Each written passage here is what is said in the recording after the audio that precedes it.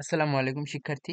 আজকে আমি নতুন একটি প্লেলিস্ট শুরু করছি যেখানে সকল এসএসসি এবং এইচএসসির গুরুত্ব প্যারাগ্রাফগুলো একত্রে একটি প্লেলিস্ট আকারে থাকবে। এখন গাইড বইতে সকলেই জানি যে প্যারাগ্রাফ দেওয়া থাকে।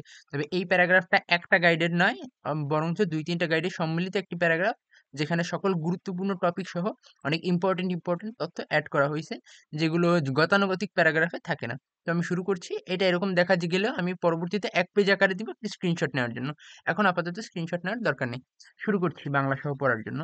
Taking an excesses of drugs for no physical disease to get rid of frustration is called drug addiction.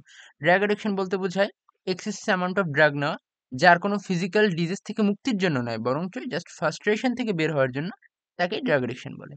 Addiction to drug has nowadays become one of the greatest problems of the world. পৃথিবীর একটি অন্যতম বৃহৎ প্রবলেমে পরিণত হয়েছে এই drug addiction. This curse has spread in our country also. এটি আমাদের দেশেও ছড়িয়ে পড়েছে। Young people who keep bad company are largely addicted. কারা এডিক্টেড সবচেয়ে বেশি? যারা ইয়াং মানে যুবক মানুষ, যারা ব্যাড কোম্পানি মানে খারাপ সঙ্গ রাখে। There are mainly two reasons behind it. এর পিছনে মূলত দুইটা কারণ আছে। Firstly, young people are more curious. প্রথমত, যুব সমাজ অনেক বেশি কিউরিয়াস কোনো কিছু জানার জন্য। So whatever they see harmful or useful, তারা যাই দেখুক ক্ষতিকর অথবা প্রয়োজনীয়, they are first to test. তারাই প্রথম এটিকে টেস্ট করতে চায়। Again frustration is another cause of taking drugs. frustration হচ্ছে, আমি ফার্স্টলি বলছিলাম, আর হচ্ছে সেকেন্ডলি দ্বিতীয় কারণ। দ্বিতীয় কারণ কি? frustration. whenever there is no hope left for young, তাদের জন্য সামনে কোনো রাস্তা খোলা নেই এমন তাদের মনে হয়, they become addicted to drugs, তারা ড্রাগের শিকার হয়ে যায়, ড্রাগ এডিকশনের শিকার হয়।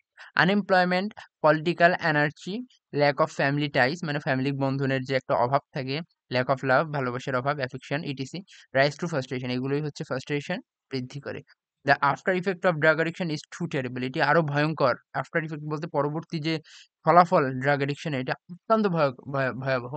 ইট gives rise to various social problems. এটি অনেক ধরনের সামাজিক প্রবলেমকে জাগিয়ে তোলে। ড্রাগস আর ভেরি এক্সপেন্সিভ, যেহেতু ড্রাগস অনেক বেশি দামি। When the drug addicts are unable to afford to buy drugs, যখন সেই অ্যাডিক্ট এই ড্রাগ কিনতে অসমর্থ হয়, they commit social crimes like hijacking.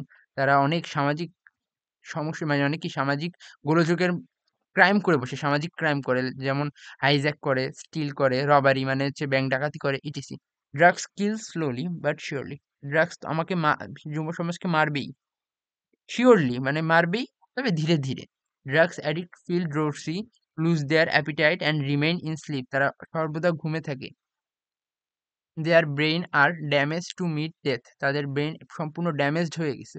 Two save our young generation from the claw of drug addiction, এই ড্রাগ এডিকশনের থাবা থেকে আমাদের ইয়াং জেনারেশনকে বাঁচাতে হলে production and trafficking of drugs, এই ড্রাগের উৎপত্তি এবং এর যে ট্রাফিকিং হয়, শুড বি কন্ট্রোল, এটি কন্ট্রোল করতে হবে। Social awareness should be raised regarding the bad effects of drug addiction. এই ড্রাগ এডিকশনের ব্যাড ইফেক্ট সম্পর্কে সোশ্যাল অ্যাওয়ারনেস ক্রিয়েট করতে হবে।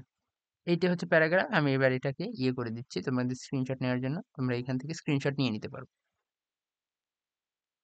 আশা করি নেওয়া হয়েছে। পরবর্তীতে আমি আরেকটা প্যারাগ্রাফ নিয়ে ভিডিও দিব। তোমরা সেই ভিডিওটিও দেখে আশা করি তোমাদের উপকার হবে।